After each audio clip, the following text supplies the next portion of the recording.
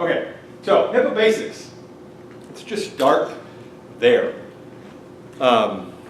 We have it's somewhat common, even in the IT space, that people can't spell HIPAA, right? So how many times do you see it as HIPPA, right? Yeah. It's the Health Insurance and Portability and Accountability Act. HIPAA, H-I-P-A-A. So what's the context? So where did this all come from? Well, the act actually started in 1996. It finally formed as an act. But what was the context? Well, in the 80s, especially in the mid to late 80s, there was a lot of hacking going on. You probably remember some of that. Financial information was being hacked. This is before the internet, but there was a lot of personal financial records information in a black market environment, and a bunch of other sorts of security things that were emerging as technology was evolving. And so to respond to that, the government came up with this thing called the Gramm-Leach-Bliley Act, GLBA. You might have probably heard of Gramm-Leach before, right? And that the purpose of that was to protect personal information. And by golly, it worked. So where did the hackers go next? Health insurance information, right? Well, if I can't get it from the bank or financial institution, I can go get it from healthcare, because they've got a bunch of information that we can steal. And from that, we can do all kinds of things. So, yes, you just keep me in line. You did exactly the right thing. I need to stay in the frame. We're recording this for the people who weren't able to attend, so I need to stay inside the frame, and I'm not always good with that. So, the next place they went was to the healthcare, right? Now, if you remember the context of the late 80s and early 90s, what was going on in healthcare? Well, there were two things happening. One was hackers were looking for information, and they found a place where they could get it. Second driver was we were in the middle of the AIDS epidemic. And what had happened was employers, so parallel to this hacking threat, employers were saying, look, there's two ways, look, I can reduce my health insurance costs by not hiring people that will cost the insurance company more, right? And insurance companies were pricing based on, based on the predictability of health information. And so before you'd go in for an interview, and they'd take a look at your health records. They'd go find your health information, decide whether or not we wanted to hire you. Because if you were a high-risk person, then we wouldn't hire you, right? Well, that wasn't good. We decided that that's probably not the best sort of scenario to have. And so what evolved was this Health Insurance and Portability Accountability Act. Its purpose was twofold. One, at the core of the act was to protect your personal health information. And we're going to see that theme coming over and over and over again. Because boy, I tell you, this topic can get very wonky, right? It can get very, very strange. But at the core of it, if we remember the intention is to preserve and protect personal health information. And everything else sort of evolves out of that. Does that make sense? Okay. The second thing was to recognize even then the emergence of EMR technology. That technology was going to have an influence in the healthcare field. So even then, electronic health records were starting to evolve. And so what you're going to see is an evolution of HIPAA. So it started as one thing and has evolved to become something much larger. Okay, any questions about that? The purpose is to protect confidential information through improved security and privacy standards. Now, interestingly enough, those standards are very, very similar. The core standards are very similar to Gramm-Leach-Bliley. The modeling of the legislation was very, very similar. So it's the same sort of protective environment, cocoon protection around that information. Okay.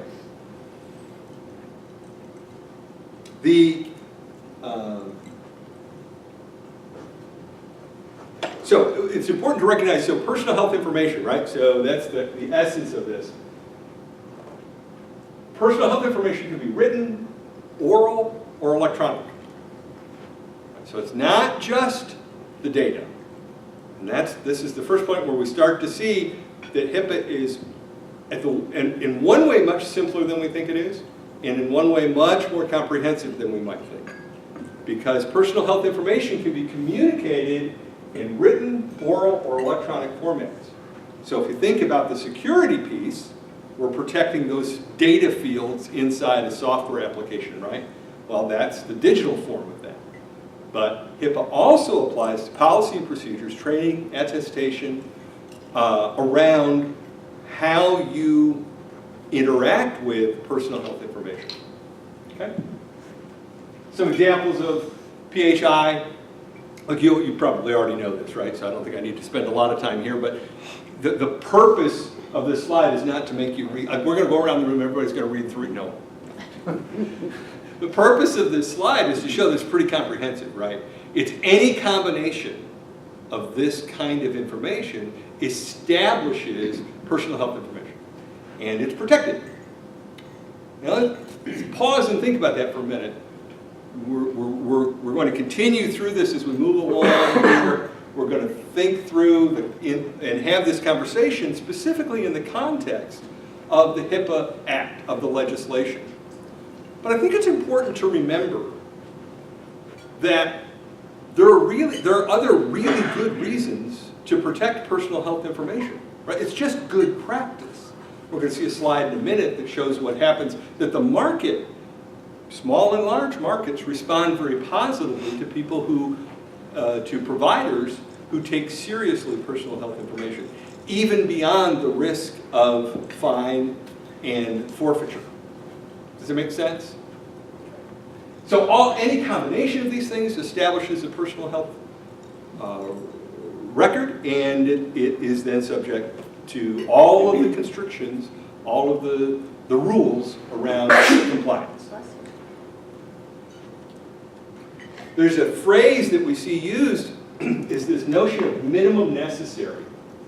And what that does is it limits the way workforce members, you or your employees, the people for whom you're responsible for, a practice that employs people that have a purpose or meaning in their work to have access to personal health information. They have to have a job-related reason to use and or disclose personal health information. So if I come to work for you as your bottle washer, I don't know, I'm making this up, right? I don't have a reason. As part of my bottle washing routine, bottle washing doesn't require that I have access to, that doesn't require me to know or share personal health information of your patients. So you have to make sure I don't see it. The only way that I can see that is if I have a reason in my job to see that. So your responsibility is to make sure that I don't see it. And that's one of the dimensions of the compliance. Do you see the intent there? It's very specific. The intention is very tight. Requires the workforce use only the minimum amount of PHI necessary. So if it were the case that in washing the bottles I needed to know, because now I'm really making this up, but let's say that bottles for patients in this group have to be washed differently than bottles for patients in that group. Okay, can't actually think of why that would ever be true. But if it were... It is true. Is it? Okay, great, excellent. If that were true, then I would need to know a little something about which group is this bottle came from this patient. So which group is it in? I need to know a little bit to know how to wash the bottle. But I only can see enough to do my bottle washing. Right? So again, it's restricted. Just enough information to do my job. And then that also applies. So who is our workforce? So we've been thinking about you hired me as your bottle washer, but it's any employee, a contracted provider, a volunteer, a trainer, a subcontractor, a consultant, anyone under direct supervision. It doesn't have to be even volunteers, right? Doesn't have to be a financial transaction. If their purpose in your organization, essentially, if they get a badge, even if it's a handwritten badge, if they get a badge and they're there and they're under your supervision, then they're subject to the rules. Any questions about that? It's more fun when you ask me questions. Does that all make sense? Okay. We'll go through this fairly quickly. So this slide talks about patient privacy rights. So one of the things that emerged out of this, the enactment of the Hipaa legislation, one of the products of that was a patient's bill of rights, or this notion of patient rights, right? So patients have certain rights. They have a right to access their personal health information. So if I'm your patient, I have a right to access the information you have about my personal health. They have the right to request an amendment to that personal health information. And you'll notice that there's a few of these here that have requests, and that's pretty important. I don't have a right to amend it. I have a right to request that you amend it.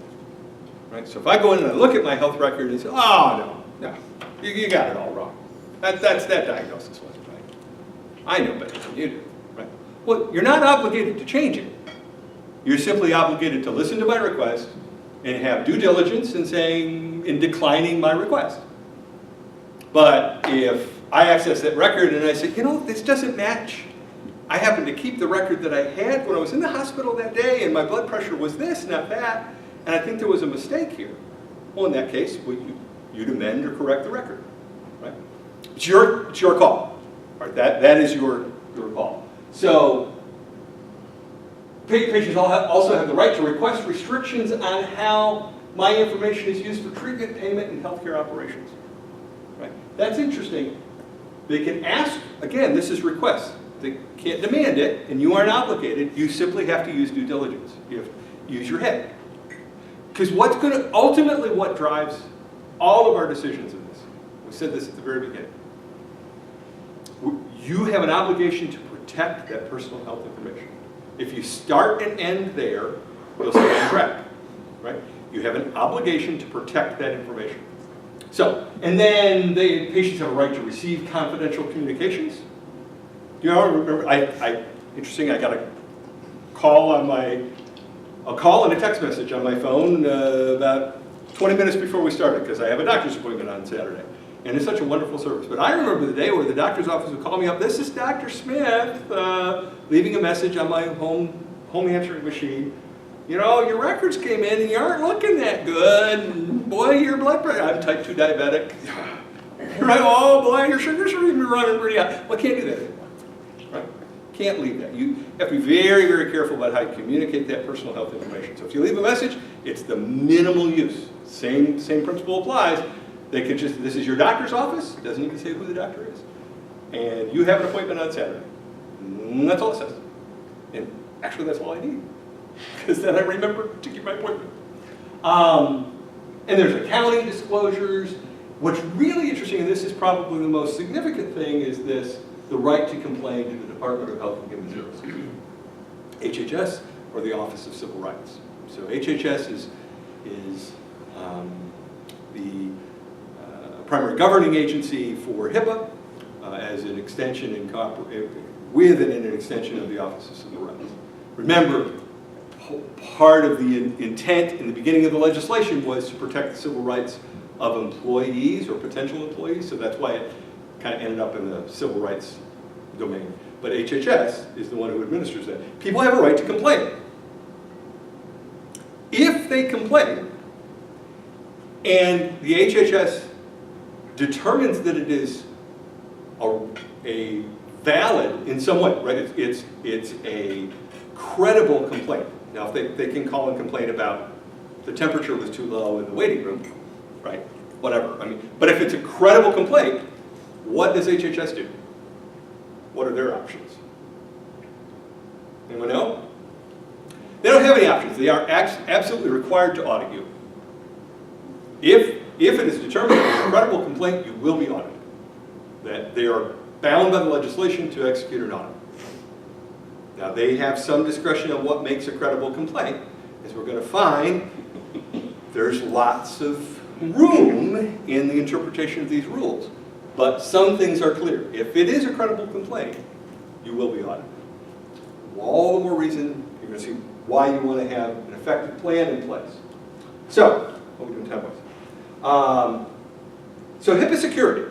So security is one of the strains of the three primary parts of the HIPAA Act, right? So security is an important part of that, one dimension of that.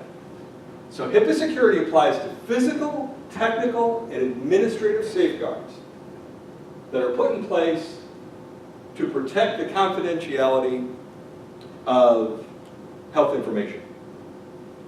So it's a both and, not an either or, as we're going to see in a moment. So the critical piece here is it's physical, technical, and administrative. So physical, what would that mean? What would physical, what might come to mind for physical security vis-a-vis HIPAA? Well, you're using electronic health records or EMR or EHR of some sort. You have some software application, right? Well, you were talking about like when we had charts. Charts. Okay. You know. So, and you remember when you implemented your electronic medical records, they said you were going to make you paperless? Yeah. Did they say that? Uh-huh. They lied. Yeah. Right, because you're printing more paper than you ever printed, right? I mean, it's everywhere. So what happens to that paper that gets printed?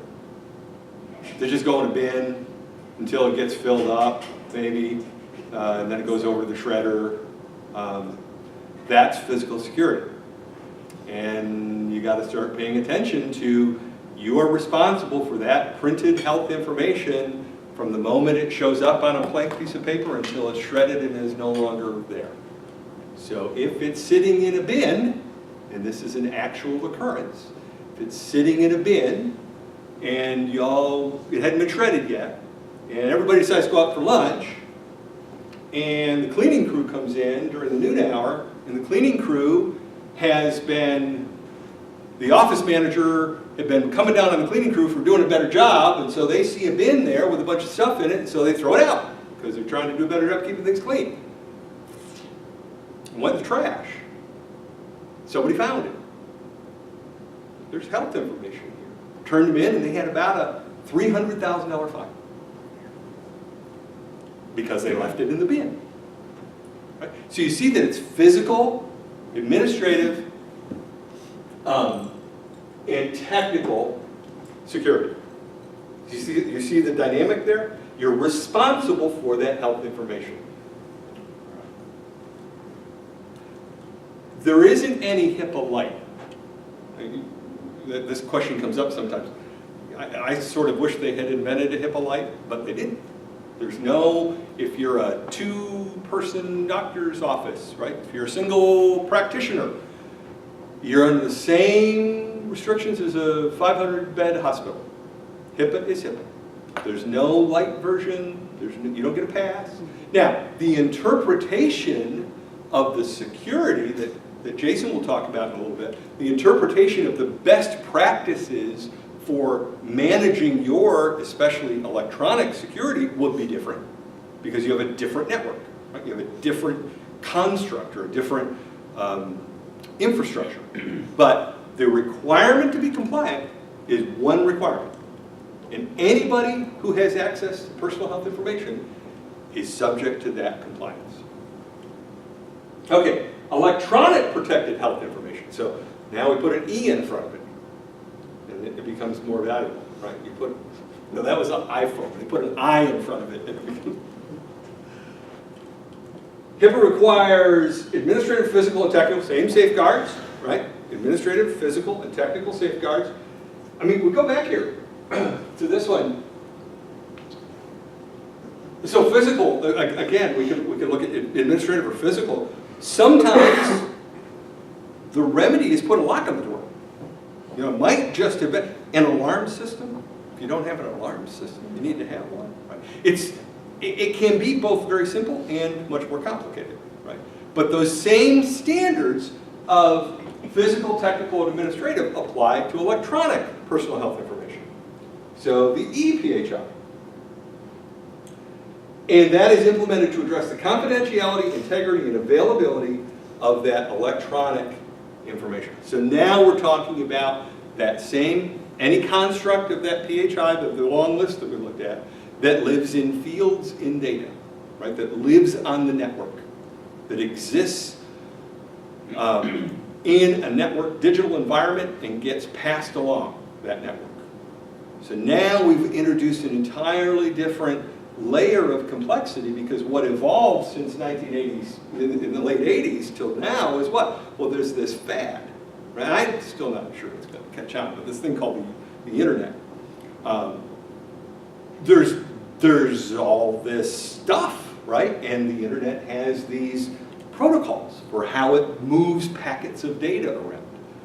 Well, inside those packets of data is personal health information, so we have to pay very, very close attention to the methods that we use to manage and secure that exchange of information. Questions about that? So the key thing to remember here is that electronic personal health information is simply, it's the extension of the core intent of the Act, and that is my personal health information expressed in some electronic form is under exactly the same rules and regulations, the same requirements that the form, that a written form has. It's just in a digital format. Okay, so let's think about this shape of what HIPAA compliance looks like today. So HIPAA is mandatory for about, and this information comes from HHS and OCR, about 7 million covered entities and business associates. So what's the distinction between covered entity and business associate? Do we know? Any ideas? I don't want you to fall asleep here. What's a business associate? Anybody that you, so here's some examples of a business associate. Would be a consultant that you hire, right? Or medical billing. If you have a practice and you had a medical billing firm. Well, that medical billing firm, what they have on your behalf is part of what they do. They're not your employee, but you have a commercial agreement with them. And in order for them to do the billing, they're probably going to see some personal health information, right? So they are now a business associate. And they are required to be compliant. So like our radiologist that reads our x-rays and all of our ultrasounds and stuff. We Yeah. don't have them on staff, but they're sent Yep. electronically and he reads them. Right, so you got... Or our cardiology that does overreads on our EKGs. Right. What about the shred company that comes and does Yeah, the so, right, shredding companies. Interestingly enough, copier companies, if your printer or copier has a hard drive, guess what? Those images of personal health information are on that hard drive, and that if you lease the copier, they are now responsible. They have to be HIPAA compliant. They have to encrypt that hard drive. We've got to make sure that that information doesn't get caught. Another real life case of a very significant fine is that turn the lease back, right? Copier went on the used market, ended up at another doctor's office. Nobody had changed the hard drive, and pull it out. Whoa, I got all this health information here. That's fine. And so pretty major violation. Okay. So anybody who touches personal health information as part of your business process, in a commercial or even non-commercial, but any relationship that you have is a business associate. So the point here is there are about 7 million of them in the United States. And according to OCR, 70% of them are not compliant. 70%. And we're in, this is 96, we're coming up 20 years this law has been around. 70% are not compliant. So one of the things we're going to see in a moment is that the nature of enforcement is changing pretty dramatically. We've had a carrot out there for a long time, right? Here comes the stick. We're going to see that in a minute. But 70% are not compliant, and that's not good, right? So that's not going to go well. So there's a major effort to bring people into compliance with the law. So that's HIPAA compliance. High-tech EHR incentive, remember those incentives? Did anybody take advantage of? Yeah, okay, right. So what was that about? Well, you had stage 1 and stage 2, right? And you got some money to put this electronic medical health record implementation into place, right? And to do that, you had to do meaningful use. And part of that context of meaningful use was risk assessment, right? Remember all that. Okay, good. It's going to come back in a minute, because one of the biggest confusion, I'll say if there's a slide for that, I'll tell you that. And then the omnibus rule started in 2013, and that was where, that's where it brought this compliance over to business associates. So it's not just covered entities, but anybody that you do business with. You have to follow some rules as part of your compliance regime to make sure that your business associates are compliant. And you have to have business associate agreements. Okay, so that's kind of the landscape. HIPAA, high-tech EHR, and the omnibus rule. So what's going on in trends right now? Well, first of all, start with the better news. So y'all have seen Fitbit. Do you know what Fitbit is? The wrist thing? I obviously don't use one. Fitbit, when Fitbit announced, this is gosh, I think it was late summer, early autumn, when they announced that they were HIPAA compliant, because by golly, Fitbit was, they were a covered entity. Right? Actually, they were a business associate, but they were subject to HIPAA compliance. When they announced that, their stock price went up 26% in one day. The day they announced, that stock went up 26%. And that's just one example of the evidence that the market responds very, very positively to people who take an initiative to be serious about personal health information. On the other hand, the downside of the argument, that's the good news. The somewhat bad news is, in 2015, we've had 3 prison sentences. Dentist's license was revoked. Attorneys general throughout the United States are levying fines. You can just see some of these. Pharmacy in Colorado, $125,000. Not-for-profit in Alaska, $150,000. A medical school in Washington, $750,000. Teaching hospital in Massachusetts, $850,000. A hospital in Texas, $4.4 million fines. And this curve is just going to get bigger and bigger and bigger, right? Because they're taking very seriously, they are being charged that, look, this law had a purpose, and that's the intent hasn't changed. What did we say at the very beginning? To protect personal health information. That's as important today as it was in 1996, and in many ways more important. And the enforcement of this act is going to say you have to be in compliance with the law. It's not just a good business practice, which it is, but it's also required. 1 in 4 Americans were affected by the Anthem breach. When you look at all of that data that had an Anthem, 1 in 4 Americans were affected by that. Just a couple of examples. In Indiana, a dentist whose license was permanently revoked. Why? Because he mishandled medical records. Denver Pharmacy failed to provide training as required.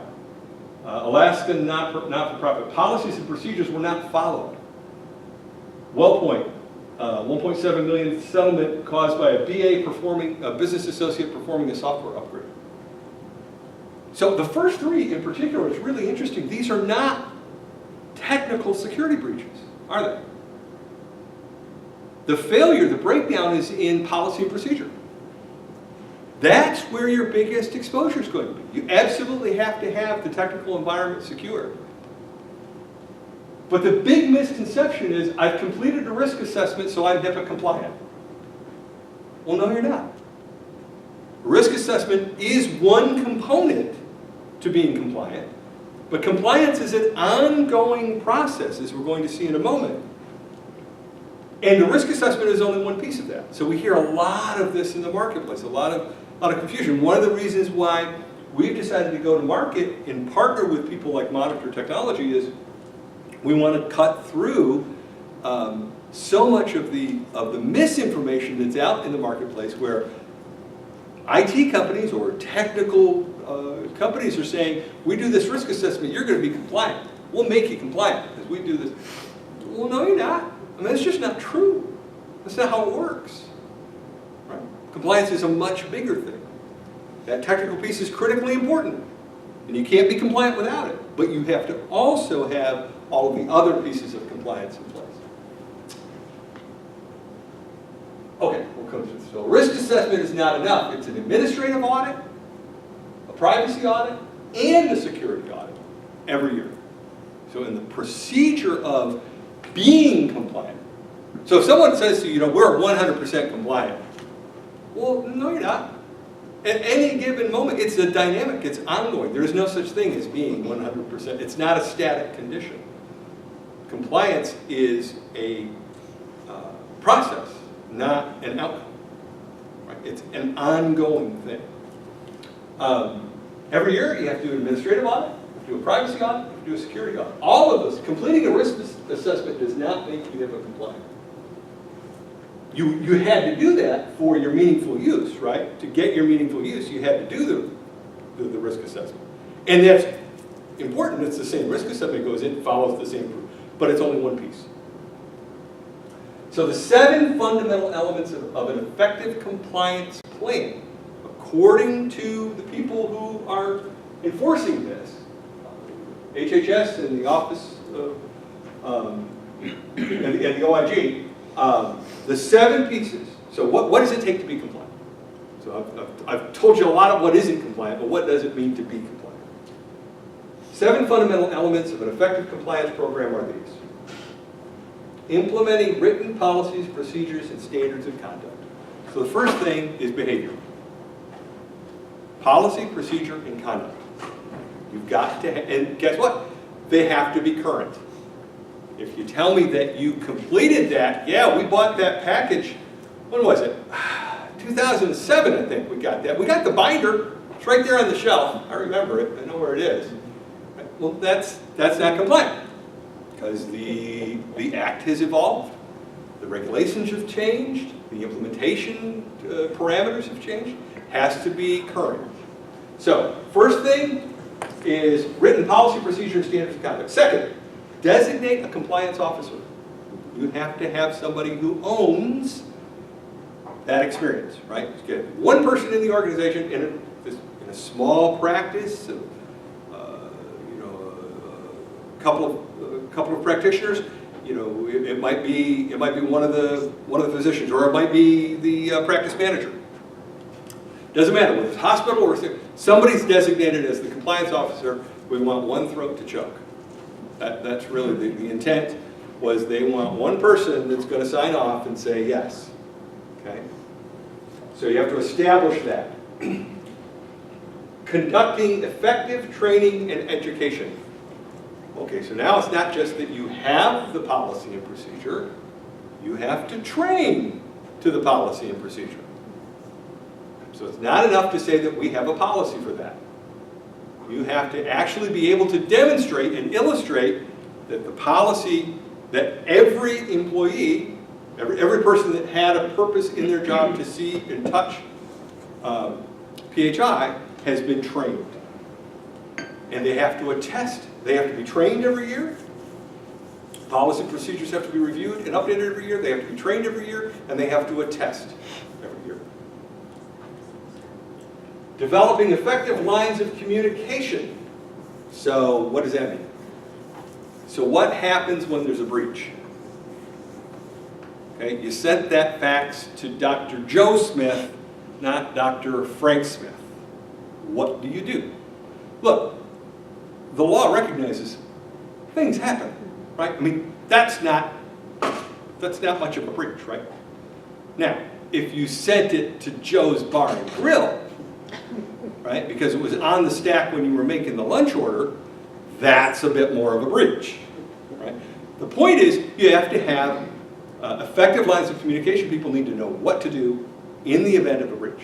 So who does what when. When this happens, everybody needs to know what are the steps that you take, and you have to document your response. An auditor is going to be an investigator or auditor is going to be much more interested in, did you follow the procedure? Was the procedure there? Were they trained on it? And did you follow it? Than the fact that you had an incidental breach. Breaches happen. You get that. What you don't want to do is say, I didn't see anything. I don't think it actually went to Joe's work. You don't ever want to do that. You don't ever want to put your head in the sand. You don't want to pretend that it didn't happen. Because they don't like that. Because that is going to be interpreted as intentional, purposeful avoidance of the regulation. And now we're talking about much larger fines.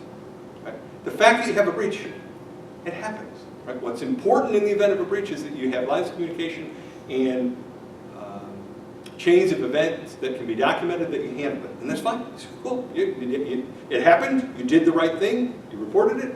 We followed through. You remedied the situation. But if they come in and say, you knew about this, there's a paper trail of everything, and I didn't know about it, and I didn't do anything. I just kind of hoped it would go away. Get out your checkbook. There's going to be some zeros. Yeah.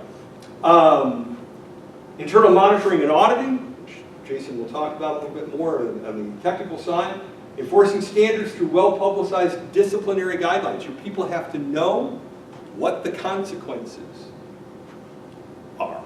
It's kind of interesting. So if you have someone who, for instance, persistently refuses to follow the policy procedure with respect to there's probably 30 or 40 policies and procedures you'll have in place.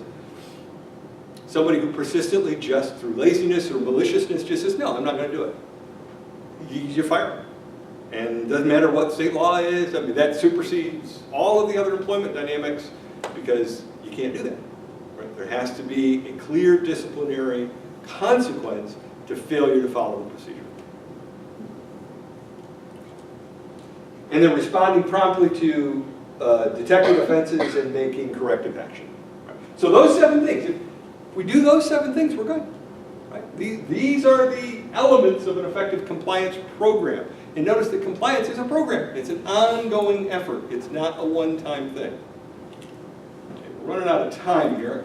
So the compliance puzzle kind of looks like this. This is a little hard to read because I didn't craft this slide very well, frankly.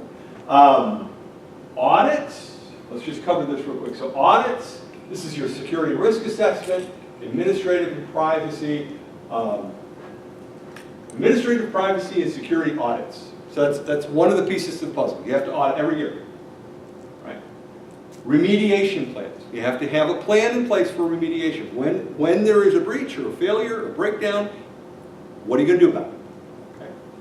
Policies, procedures, and training. Document version, employee attestation, and tracking. So it's not enough to just have the policy and procedure and have it current and have everybody train it. Every employee has to attest that yep, I've read that, I understand it, and I commit to following that policy and procedure.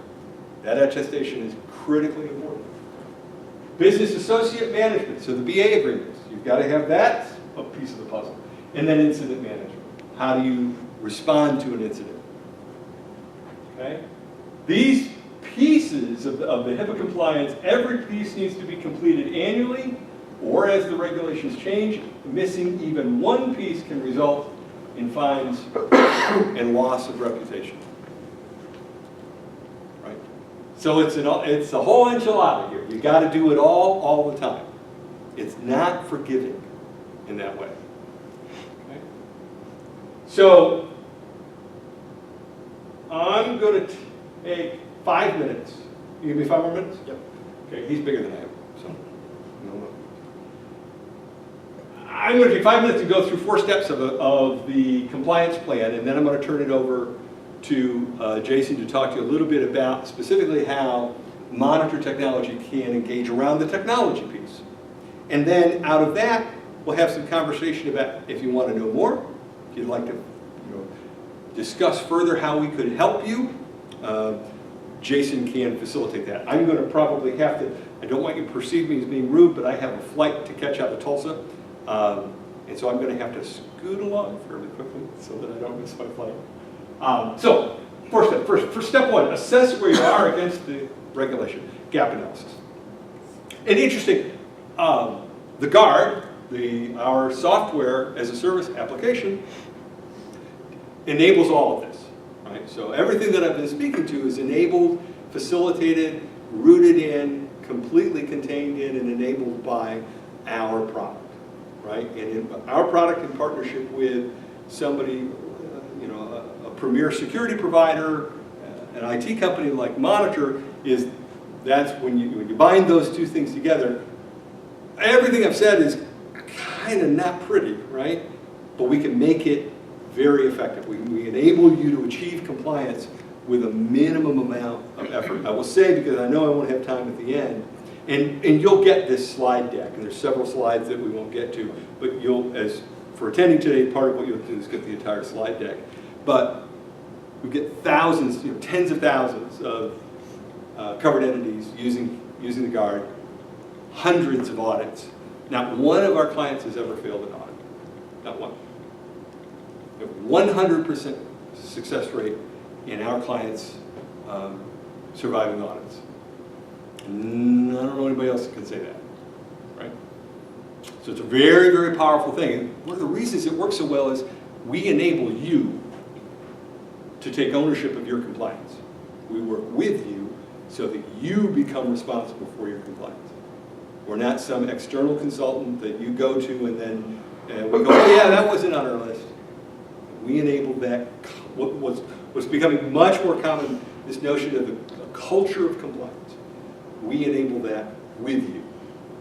And then we wrap you with a compliance coach and security and technical people and lots of support to make sure that that's an ongoing effort, that it's continuing. So first thing is assess where you are against the regulation, gap analysis. You've got to do a risk analysis and audit yourself against the administrative, technical, and physical aspects of Hipaa. Does that make sense? So one of the things that we do when we go into these partnership relationships with IT companies, what do you suppose something we do early on? Like day one? Well, Monitor Technology is a business associate. So what do? We put Monitor Technology through the entire HIPAA compliance process. So Jason can speak to how thorough and comprehensive that experience of becoming compliant, because he had to do it for his own company. Right? You can't go out there and be an IT company enabling security under compliance as a service or HIPAA compliance if you yourself are not compliant. Right? So the first thing we do is go through it with them. So Jason can speak with first-hand experience about that. So that risk analysis will help you attest to meaningful use, which is part of stage 1 core requirement 15, right? So stage 1 and stage 2, and so that risk analysis is part of that meaningful use attestation. So one goes into the other, right? Step 2, a remediation plan. So first, gap analysis. Second is prove that you remediated the deficiencies identified in the risk analysis. What was your remediation plan? And in some cases, it's not, you don't even have to fix it, you just have to say that how you're going to fix it. Right? Doesn't even have to be that it got all done. Just say, here's our plan. We know what we're going to do to remediate that. Policies, procedures, training, and attestation. So that's that remediation. You start with the gap analysis, then you do the remediation. Step 3, prove it. How do you illustrate it or document that? Successful compliance plans address administrative and technical policies and procedures, IT security, devices installed and maintained within your organization, and physical security within the physical locations of your practices or locations. All right, so you have to be able to demonstrate it. All three of those things, you've got to be able to demonstrate it throughout the organization. In other words, you've got to document, be able to produce the evidence that you are compliant. The burden of proof is on you. Not just that you do it, but that you can demonstrate and illustrate that you do it.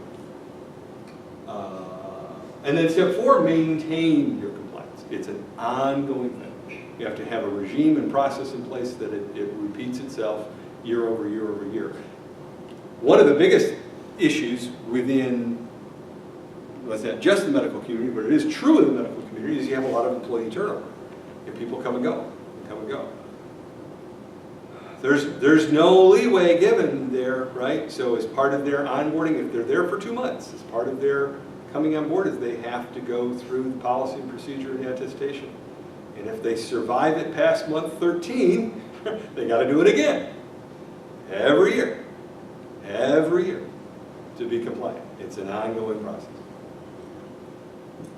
So this is, and I'm going to stop here, but this is the total compliance solution where we put all 6 of those pieces together. This is what the Guard does. I'm going to let Jason speak to you a little bit more about that. Do you have questions for me?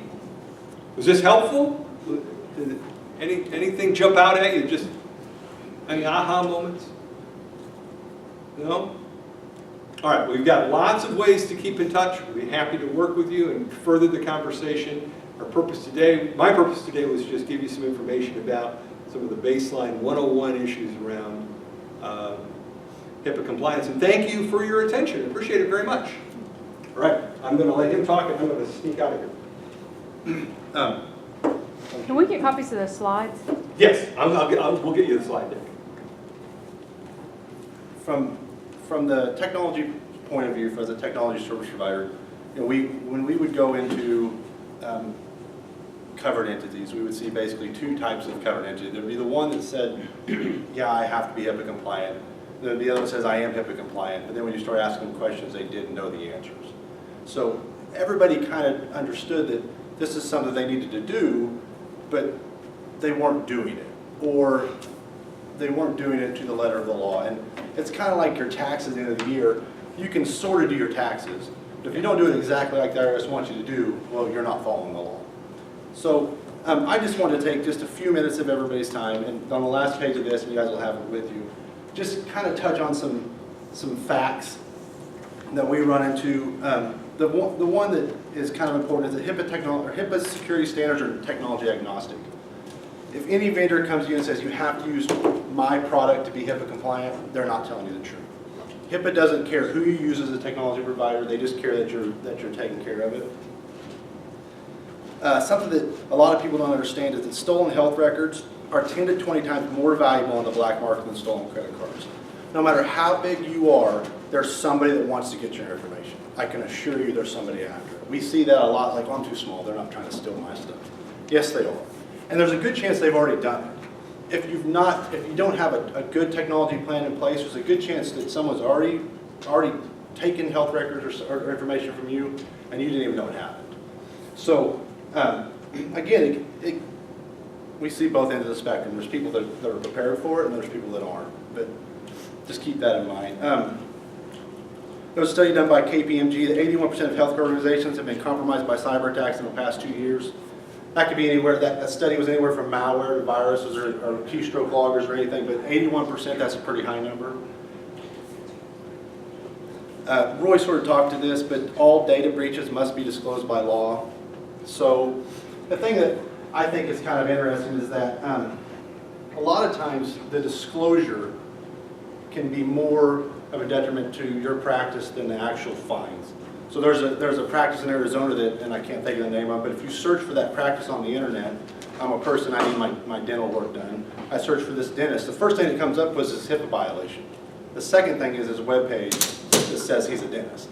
So, or the disclosure of the violation. So just keep in mind that not following and having a breach, it's bad for business.